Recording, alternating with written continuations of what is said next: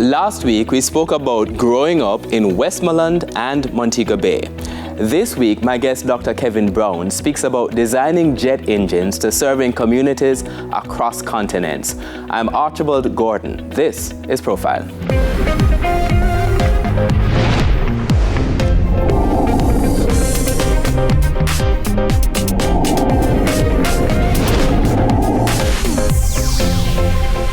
Welcome to Profile, part 2 now of my interview with Dr. Kevin Brown. He is the 5th president of the University of Technology, and we are delighted to have him. Last week, we talked about your history growing up in Westmoreland, then the transition to the Herbert Morrison Technical High School, then to the University of Technology. And now, just before we talk about your transition out of the University of Technology, something that I want to bring up, as you talked about your student leadership right there, the fact that you were involved in the 1998 gas riots as well. Yes. So you have a viewpoint of that. That was one of the last times, I think, probably the last time I can think, that students in Jamaica at the university level ever had a protest. This was the administration, not of University of Technology, the government generally increasing gas prices, and university students sort of leading the charge, both at University of Technology as well as UA. And you were involved in those protests as well.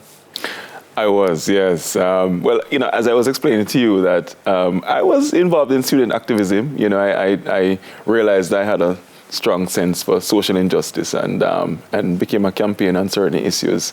So when the government increased the gas prices to levels that we felt were unreasonable, there was a national strike, and as university students, we felt we had to play our part. So we decided to march to the Prime Minister's office. Yes, down Old Hope Road. Right. Yes, I remember that. And so we came together, and as we exited the university, along came the police, and they just started to hurl tear gas. It was the first time I was experiencing tear gas, and I can tell you, Archie, if I could rip my face off at the time, wow, I would have. It was awful.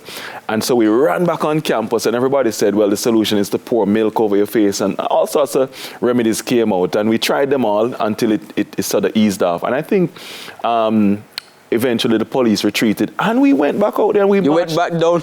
We went back down, and we marched all the way to the Prime Minister's office.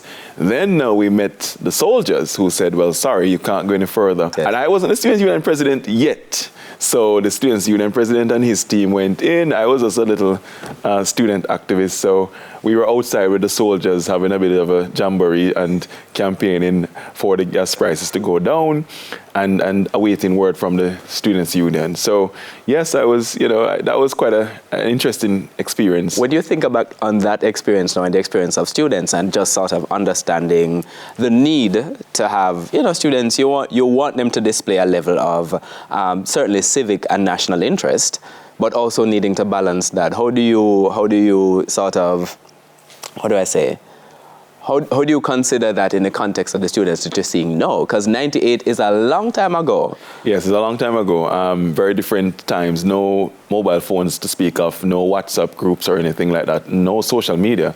I met with the Students' Union, and I said, you guys need to be involved in all the issues, right? And I need to see more of you, voicing your concerns, right?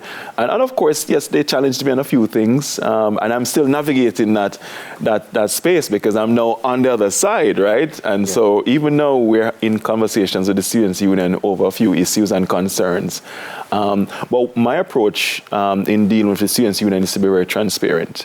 So whatever issues we're discussing, whether it's tuition or some other challenge that they have, I sit them down and I explain to them. I open up the books of the university. I say, this is our financial situation.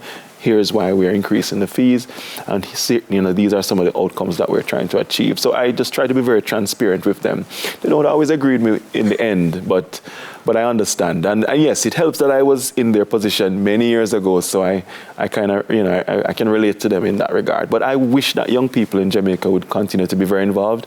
We recently had elections, and I hope that in the future, young people will go out and express themselves in terms of the democratic process as well. They are the future. Absolutely, and I want to talk a little bit about where you want to take University of Technology, but at this point in your journey, I want to go back to your journey for a moment and talk about your exit out of the University of Technology. Now, you would end up in the United Kingdom because of a scholarship. Yes. Tell us how that unfolded. Well, I tell you, boy, that came out of nowhere in terms of the opportunity. And really, what happened was that I knew that getting a diploma from UTech, which was a very good diploma, was not where I wanted to end my higher education journey. So I was always looking at my next move in terms of what would happen after UTech. I looked at American universities, UK universities. I kind of settled on the UK because the universities there recognized the diploma from UTech, and so it was much easier to transition there. But I could not afford it, so it was all a dream at the time. But I live my life in a very focused, purposeful way, insofar as going after things even when it's not clear how I'm going to get there. Where does that come from? I think it came from my upbringing, my grandmother. I must tell you this, right? A few years ago, I went to see where my grandmother actually lived. And actually, I wanted to visit my great-grandmother's grave. And I tell you, Archie, I had to walk with a machete to cut through the jungle to get to her grave, which was down in the valley. So I had to start at the top of the mountain and go down. And this is where my grandparents came from.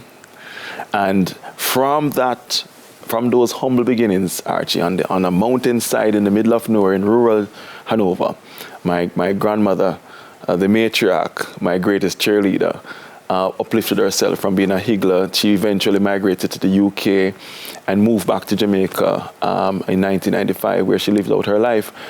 She achieved beyond her expectations in life, and for her, all she wanted me to do was to focus on education and do well in life. I think that level of resilience is what spurred me on. When you go and you see that, you feel more powerful than ever, because you're like, these are the people I came from. Look, Archie, I say every time I give a speech, whether it's at a graduation or when I talk to young people, I say you have no excuse not to achieve. Mm-hmm. There's no excuse. There's no excuse. So I think for me, there's a strong determination that I have, and I think it's from my grandmother. I think it's from my mom. And it has certainly spurred me on to achieve things that I didn't expect I would achieve in life. So I'm going to pause you right there. Sorry to cut you, but we have to go take our first break on this episode of Profile. My guest is Dr. Kevin Brown, President of the University of Technology, Jamaica. And after the break, he'll tell us about that journey in the United Kingdom, both as a student and then also as a citizen, as a worker. Back with you after these messages.